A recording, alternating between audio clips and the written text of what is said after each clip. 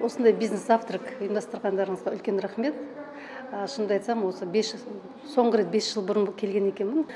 Мүлдем таң қалдым, қандай университет 360 градусқа өзгерген, концепциясы өзгерген. Мен өте қуаныштымын бұндай коворкинг центр ашылғанына. Және де өзім кәсіпкер ретінде, практикант ретінде өте қуанып отырмын. Өйткені бизнес негіздері деген осындай сабақтарды практиканттар беру керек деп есептеймін.